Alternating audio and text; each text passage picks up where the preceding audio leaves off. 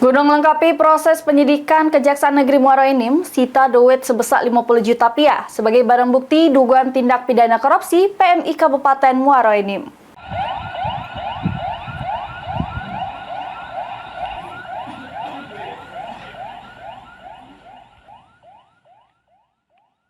Guna melengkapi proses penyidikan, Kejaksaan Negeri Muara Enim sita duit sebesar 50 juta rupiah sebagai barang bukti dugaan tindak pidana korupsi PMI Kabupaten Muara Enim.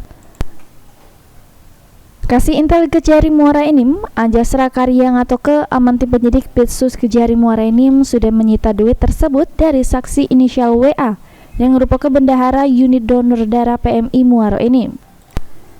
Untuk rincian potensi kerugian negara masih jero pemeriksaan pihak penyidik Pitsus sama tim ahli dari BPKP. Secepatnya bakal didapat kerincian supaya mempercepat proses hukum.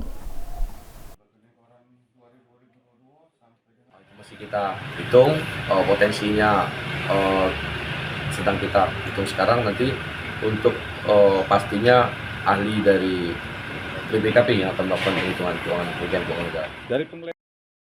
Selanjutnya, barang bukti tersebut disimpan jero rekening penyimpanan sementara RPL Kejari Muara Enim, sembari melanjut ke proses hukum atas dugaan tindak pidana korupsi PMI Kabupaten Muara Enim.